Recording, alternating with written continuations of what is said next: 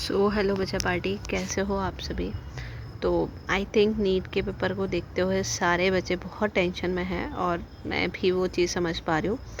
But बेटा जी, इस बार आपका कोई भी फॉल्ट नहीं है। अकॉर्डिंग टू मी आप लोगों ने सबने बहुत अच्छा किया था, बहुत अच्छा था।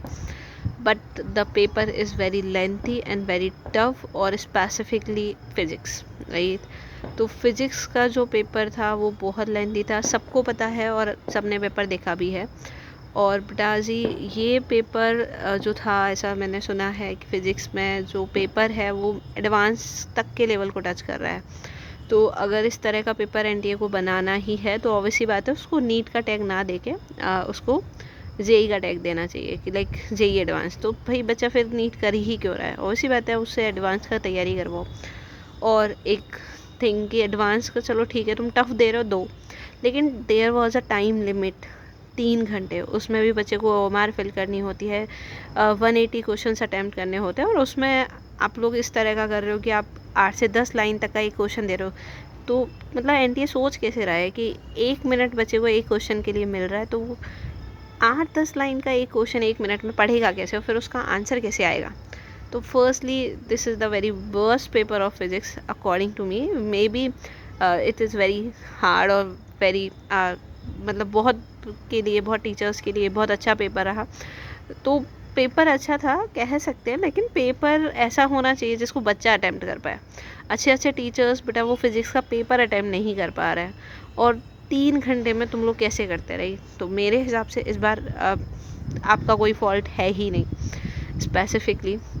और इस बार कट ऑफ इस वजह से बहुत कम जाएगी, और ये चीज़ मुझे इस पेपर के हार्ड होने की वजह से बहुत सही समझ में आ रही है।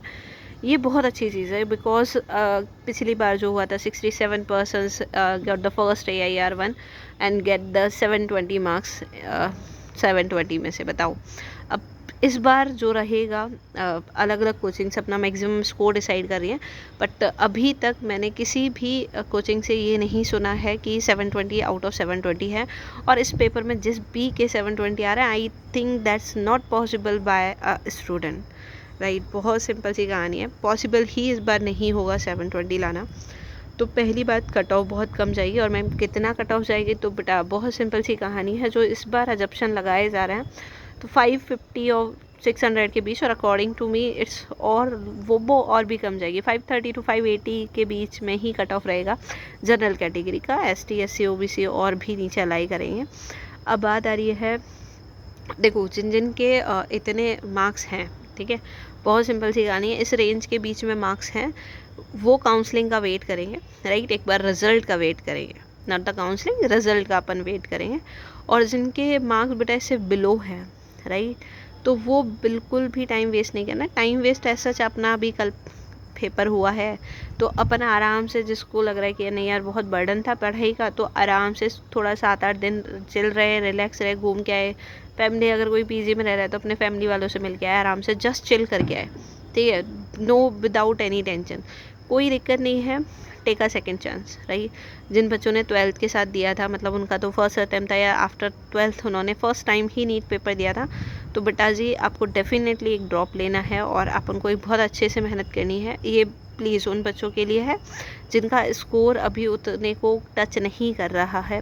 हाँ, अगर कोई बच्चा है जिसके 590 है, 600 है, 580 हैं, 650 हैं, 650 are very very very good score, और 650 पे इस बार आपको रैंक डिसाइडेड होगा। तो जिनका ये स्कोर है ना बेटा, उन्हीं को तो टेंशन लेने का कोई नीड ही नहीं है, उनका फिक्स है, उनको कॉलेज अलॉट होगा, वो बिंदास मस्त रहे। थोड़ा सा प्रॉब्लमेटिक सिस्टम रहेगा जो बच्चे कहीं मिडिल में हैं, ठीक है, तो मैं ये बोल रही हूँ जिसके 550, 560, 70 हैं, वो भी एक सेफ जोन में है, बट उससे नीचे थोड़ा थोड़ा रहेगा।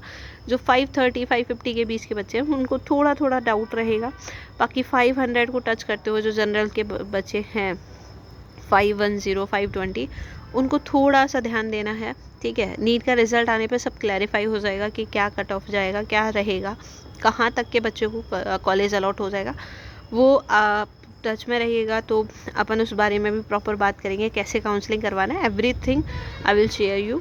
और बात हो रही है बेटा, अब जो भी है आप चिल करिए जस्ट कुछ दिनों के लिए, है ना, माइंड रिलैक्स करिए। हाँ, बहुत सारे बच्चे बहुत ज़्यादा डिप्रेशन ले रहे हैं, एनजाइटी हो रहा है, तो बेटा मैं पहले ही कह चुकी हूँ, this is not your fault, this paper is beyond your capacity. तो इसमें किसी का कोई फॉल्ट है ही नहीं, ठीक है। ये एनटीए ने इस बार थोड़ा सा इधर उधर कर दिया। बात आ रही है बेटा केमिस्ट्री के पेपर की, तो बेटा जी केमिस्ट्री का पेपर अकॉर्डिंग टू मी अगर नेक्स्ट ईयर भी सेम लेवल रहेगा, हाँ एनटीए ऐसा कर सकता है क्योंकि इस बार फिजिक्स पे बहुत काउंटर क्वेश्चंस हुए हैं, तो एनटीए फिजिक्स के लेवल को थोड़ा लेंथी ना बना के, हो सकता है लेंथी मतलब कम, लाइक जिसमें क्वेश्चन अपन को थोड़ा कम पढ़ने में टाइम लगे, बट हो डिफ़िकल्टी लेवल थोड़ा टच टू मेंस रहेगा, तो अपन को मेंस के क्वेश्चंस भी लगाने पड़ेंगे। केमिस्ट्री का बेटा सेम कहानी, अपन को मेंस के पीवाईक्यूज लगाने ही हैं, और हार्डनेस नेक्स्ट ईयर के पेपर में भी यही रहे तो बेटा बहुत अच्छा है। According to me that's a very very good thing, because इससे एक अच्छा टीचर आपको डिफाइन होता है, एक आपकी भी जो कट ऑफ कम जाती है, तो जो अच्छे बच्चे होते हैं, जो पढ़ने वाले बच्चे होते हैं, उनके लिए बहुत अच्छी चीज़ें होती है, क्योंकि ना तो उसमें चीटिंग हो पाती है, ना कोई तुक्का फिक्सेशन होता है, कुछ नहीं। ओवरऑल वेरी सिंपल कॉन्सेप्ट कि जो मेहनत करेगा that's get a college, right. So किसी बच्चे को कोई टेंशन नहीं लेना है बेटा। तो ये छोटा सा वीडियो है, छोटा या ऐसे बोल सकते हो 6 मिनट हो गए मैम, है ना। तो